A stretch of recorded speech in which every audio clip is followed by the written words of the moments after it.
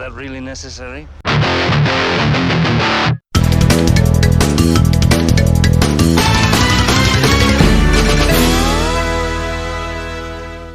Not much preamble to this one, I'm just coming over the two live streams. Be aware that I will be pointing out most of the stuff that I either haven't seen before or I think is interesting, and that I will be focusing on the nitro-fueled content and not the streamers themselves.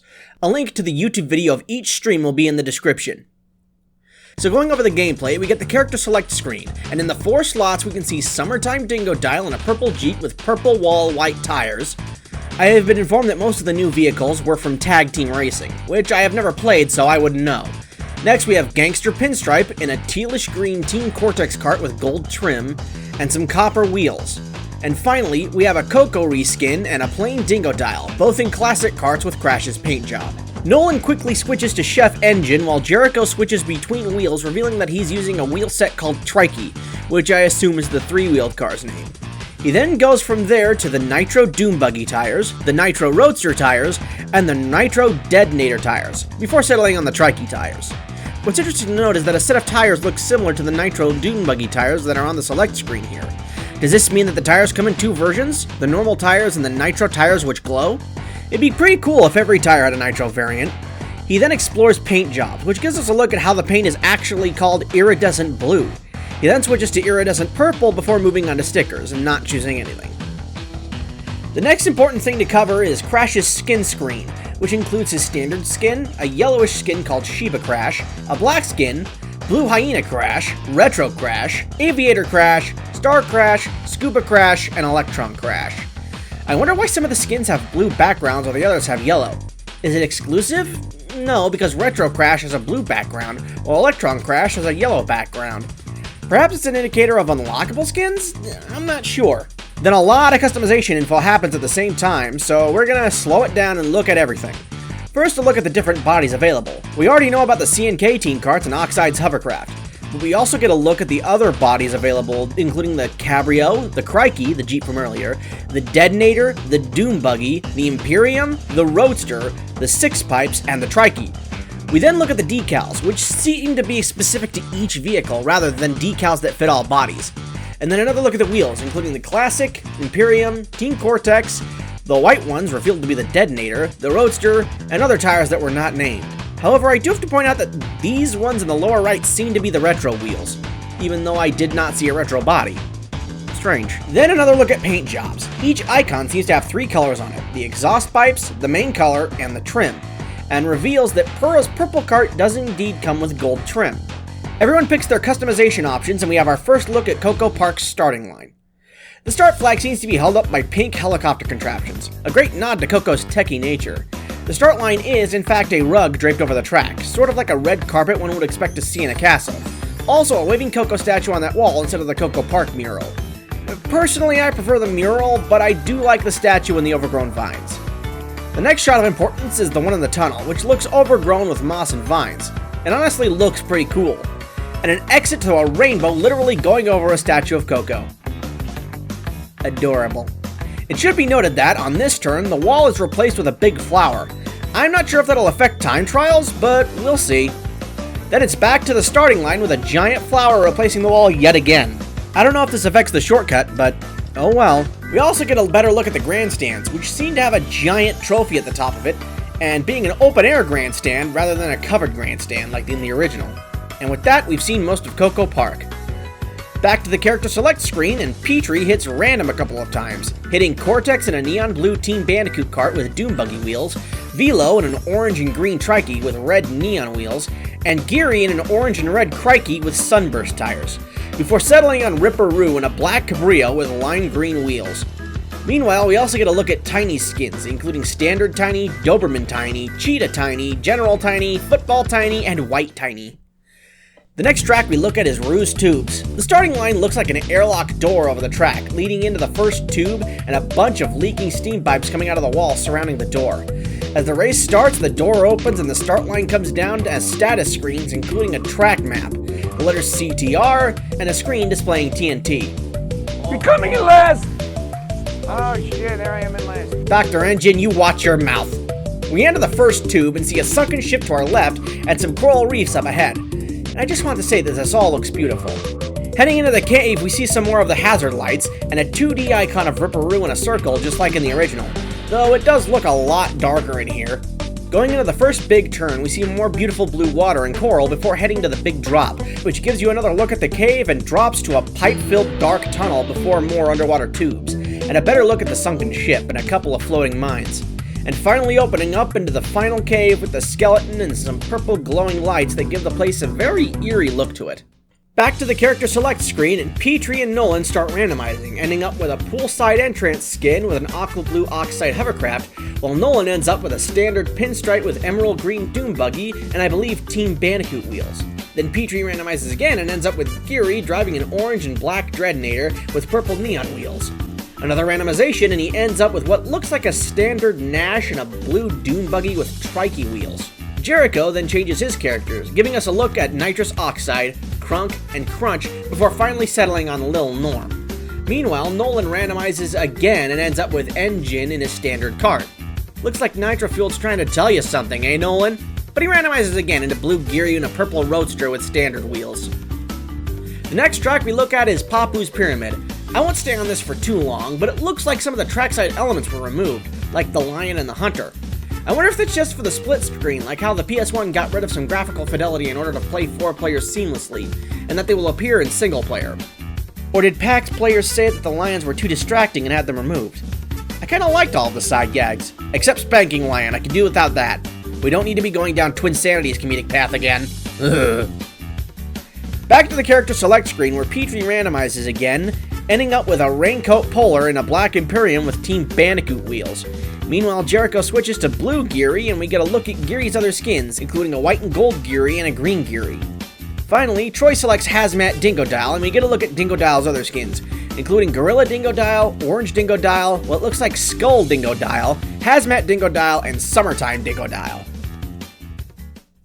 An interesting thing is that they removed the monkey on the start line and added a crash statue to the tunnel. It seems like they're getting rid of the moving elements on each track. Other than that, all I can say is that the sunset looks beautiful. The stream then shifts gears into battle mode where the first thing we see is Skull Rock, and I like how it looks like Cortex's skull without its lower jaw. It even has eyeball boulders and plant hair. I also love how it's angrily glaring up at the seagull perched atop its head. That's clever. We then get a glimpse at Nitro Court, which looks like it takes place right outside Cortex Castle and in the courtyard, hence being Nitro Court. I love the trees and hedges in place of all the walls here, and the King Cortex tapestries are a nice touch. I can't really make out the tapestry in the background, that yellow one, but we might see what it is later. I also love how there's moss on the ground, as if the courtyard isn't kept in order. We then get a quick look at Parking Lot, which seems to have gone from a Coco Park aesthetic to a tiny arena aesthetic, with huge screens advertising various products, including some pills, I can't quite make out the label, and some sort of Wumpa slushy drink. Not to mention the stadium full of cheering crowds. I also love how the track's raised areas are dirt while the lower areas are concrete. Really helps with navigation. We then get a look at Rocky Road, which looks like the big rock in the center is replaced with some sort of silo with pipes coming out of it, as well as a big windmill on the side and some train tracks going across. It also looks like they got rid of all the pavement on the stage. Then comes Lab Basement, which takes inspiration from Engine Labs. I love all the pipes and the green ooze in the background, plus all the cables and the lights and the computer machinery on the ceiling. Really makes this track come to life. I especially love the noxious fumes coming up from each hole. The next is Rampage Ruins, which takes place during the day with a blue sky rather than late morning or evening with a yellow sky, much like the changes made to Papu's Pyramid. I also like the fact that the monolith in the center is now a pair of hands holding up a torch, not to mention the giant pyramid in the background. The place is also overgrown with plant life, just like a set of ruins would be. The next arena shown off is the North Bowl, which has a giant set of Nordic structures in the center that looks like it would be a sort of marketplace or shop type area, rather than just having a big igloo. The place is also surrounded by more Nordic structures and dragon statues breathing fire. The next arena is Crash Nitro Kart's Temple Turmoil. Just like Jungle Boogie, it looks like a deep jungle level while having this weird green glow emphasizing the alien nature of Terra. Also, a large Crunk statue looms over the entire area. I like all the golds and reds contrasting with the green glow. And is it just me, or do these rock formations look like disco barrels? Like you could hang it from a ceiling and have a sweet rave party.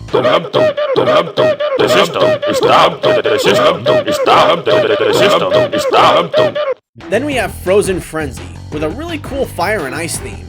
I love how the ramps on the other level went from just a hill to a dragon's mouth with a burning furnace inside. We don't get to see the inside of the center temple, but the factory-like nature of the track looks amazing. I like the pipes filled with magma being strung over the track and the smog billowing from the smokestacks. Side note, I just realized that might be an anglerfish, not a dragon snout. Next we get Desert Storm, an arena that looks like it was taken right out of Spyro Reignited. The center is just a giant cathedral with some desert terrain on the outside. I like how the spire on the outside is just barely connected to the main structure. Also, the eerie purple sky just makes it feel so much more otherworldly. Then's Magnetic Mayhem, which now takes place outside of the factory instead of on the inside. I can tell what we're seeing as part of the arena, which is placed on the anti-grav segments, because of how the structure resembles the one on the wall. I love how they made it look like assembly lane too, with its dirt track and smoggy atmosphere and the constant factories in the background. It definitely nails the factory aspect of the track. Unfortunately, they don't ever highlight Terradrome, so we can't see that one. Back into the character select screen, and Petrie once again hits randomizing and comes up with Chef Engine in a strange version of the standard that's both blue and orange and has green exhaust pipes, and Trike wheels. He hits randomize again and ends up with a gangster pinstripe and a blue Trike cart with cruiser wheels. He hits it again and lands on a purple and yellow oxide and a red and gray Team Cortex cart with neon purple wheels. Nolan also randomizes and ends up with a Big Norm and a gold and red Doom buggy with what look like retro wheels, a purple pinstripe and a purple striped hovercraft, Komodo Joe in a Genghis Khan looking getup with a teal striped Imperium with standard wheels, Star Crash in a green Doom buggy with sunburst wheels, an orange Crunk in a candy cane Imperium with purple gummy wheels, OG Komodo Joe in a blue and gray oxide hovercraft, and Ripperoo in a black Crikey with bright orange wheels. He considers changing character before going back to Ripperoo, thus giving us a look at Ripperoo's skins, including green, pink, gentleman, and white. The arena they chose is Parking Lot, which allows us to get a closer look at everything on the ground, like the bolted fences, the giant monitors with Tiny's face, and the tire marks on the dirt segment. As someone who used to frequent monster truck and motocross shows, I can vouch for the authenticity of the arena. Back into the character select, where Petrie randomizes again, this time ending up with an orange Crunk and a gold Team Trans cart and standard wheels. Meanwhile, Nolan switches to Polar and we get a look at his skin screen, including Rain Polar, Red Panda Polar, and White Polar again? This skin down here really baffles me. Is it the same as his standard skin? Or is his icon unfinished?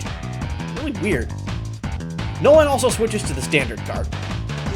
While there's not much new to talk about in North Bowl, I do like how, as they drive, the tires become packed with snow. They highlight Nitrocord again, and one thing I've just noticed is that there are fireworks going off in the sky. Back to the character select screen, and Nolan randomizes, getting Entropy in a purple and teal Doom buggy with purple wheels, Cortex in a blue and purple Team Cortex cart with standard wheels, and Blue Real Velo in a red and blue Cabrio with sunburst tires. He switches back to Panda Polar, meanwhile Petrie randomizes and gets what looks like Badger Crunch in a teal standard cart with Team Bandicoot wheels. In Nitro Court, we get a closer look at the yellow tapestry, which has Jester Fate Crash in it, and a look at the neon N on the gate. You guys are gonna hate me, but I gotta do something quick. Why? What did you do?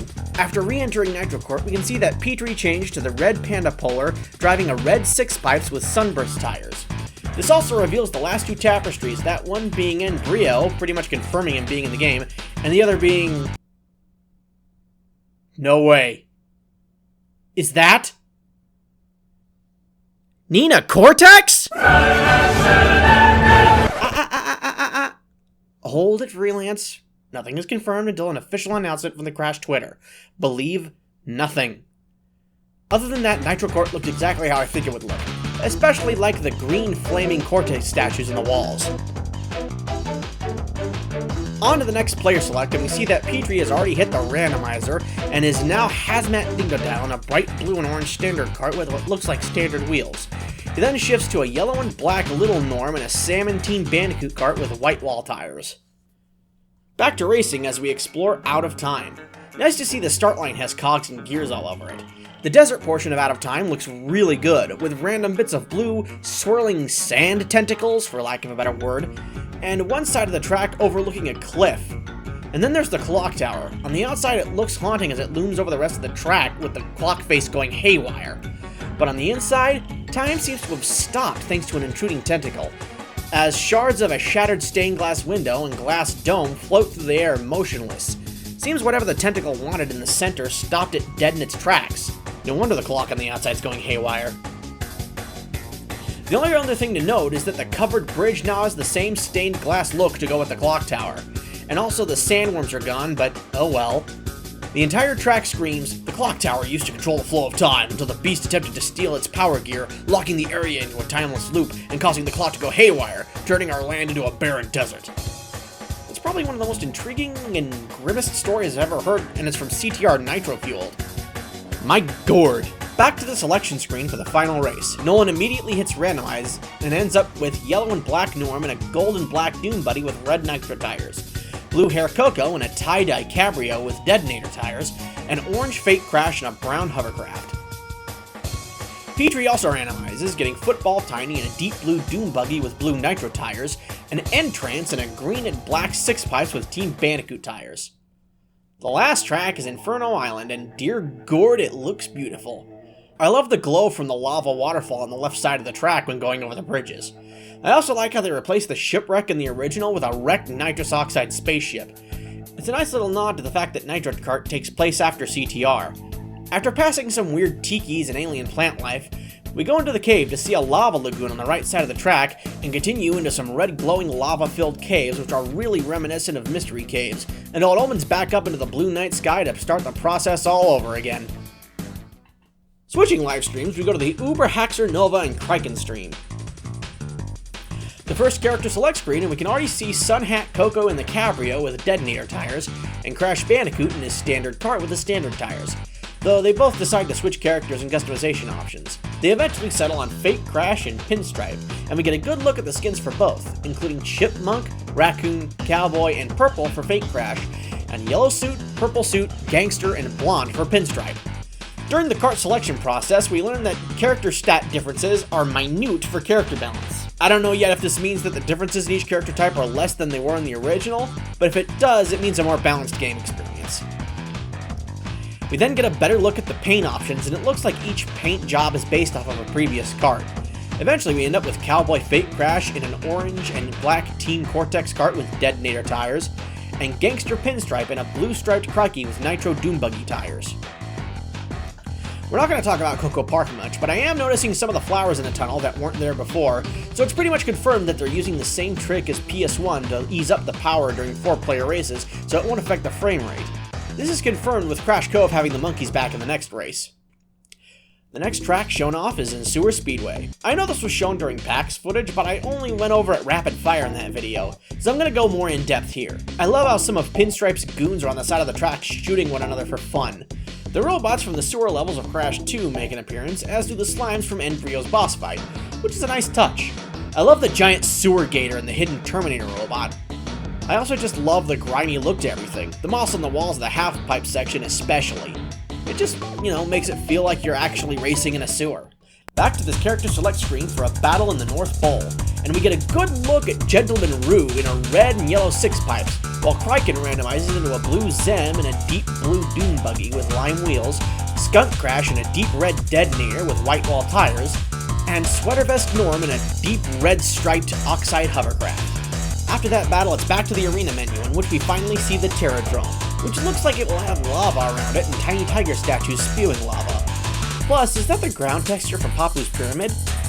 Anyways, the character select screen, Kraken once again randomizes into Electron Crash and a purple and gold Doom Buggy with Detonator tires, Blue Geary in a purple and deep purple Team Bandicoot cart with red Nitro tires, Fate Crash in a red and blue Team Trans cart with retro wheels, Sun Hat Coco in a black and red Cabrio with blue neon tires, Blue Real Velo in a red and blue Oxide hovercraft, and Poolside End Trance with a striped green Oxide cart with off-road tires. Once in Terradrome, we see that it's gone from a crunk-based stage to a tiny-based stage, as a gold tiny tiger statue is the only thing holding up the center of the drome, rather than the stone crunk statue in the original. Other than that, it looks pretty similar. Back to the character select screen, and Nova customizes his cart into a Team Oxide cart with Nitro Team Trance wheels. Meanwhile, Kraken randomizes into an albino Komodo Joe in a purple and black Roadster with orange wheels. After a battle in Lab Basement, we get another character select screen as Kraken randomizes into a blue Velo with a purple, yellow, and blue standard with white wall tires, and a green engine and an aqua blue green Team Trance cart with Team Oxide tires. One more race in Ruse Tubes and it's back to the character select screen yet again where Kraken randomizes into Komodo Joe driving a teal and purple Team Cortex cart with Doom Buggy wheels, Purra in a blue polka dotted roadster with retro tires, and we get a look at some of Purra's skins including a white tiger skin, a black tiger skin, the Puss in Boots skin, and the cheetah skin, but it's locked. He then randomizes again into Geary with a yellow and red Crikey nitro purple wheels. Back to Papu's Pyramid, in which some of the off-track elements are back, but the lion is still gone? And on the second lap it's back? What's going on? Back to the character select screen where Kraken once again randomizes into Argyle Big Norm in a green and purple Doom Buggy with standard tires. Then, after a race and out of time, we go back to the character select screen for both characters to choose Purra. And while Uber does not change his cart, Kraken changes to a purple and black roadster with purple neon tires. After a battle in parking lot, it's time for the final race in Cortex Castle. In the character select screen, we have Nova as Tiny in a purple Oxide hovercraft, and Kraken as Mongolian Komodo Joe in a red and white standard with gold exhaust pipes and off-road tires. On to Cortex Castle. I love the red hues of this track along with the bright neon all around. This one screenshot alone makes me just want to play it. I love the detail of the lab assistant in the cage. That's just something I think Cortex would do. Imprison an assistant in the cage even though they're robots. Also, there's buzzards in the background. There's also a number of cameos in this level, such as Cortex and Coco's wig from Twin Sanity, Baby Cortex, several stained glass murals of Cortex triumphing over Crash, a giant Cortex statue, an iron castle gate, and a lab assistant getting shocked by the CTR sign. I especially love the green flame effect behind Cortex here. Entering the courtyard, we can see a small Cortex hedge above a statue. There's a trapped lab assistant inside this corridor, more Nina and Brio tapestries, and it all ends with the big jump we all know and love. Overall, from what I've seen, this game is looking better than ever. Beanox have done a fantastic job bringing not only these characters, but the carts and tracks to life in HD. I'm also glad I bought the Nitrous Oxide edition, because Beanox deserve every penny for this. Thanks for watching. If you liked what you see, click on that subscribe button and ring the bell. It'll take you 2 seconds and can only benefit you. Also, go follow my Twitter to stay up to date with my hot takes, channel updates, and the occasional meme. Thanks, and remember, Velo is watching you race. I really hope those Nina and Brios teases are more than just cameos.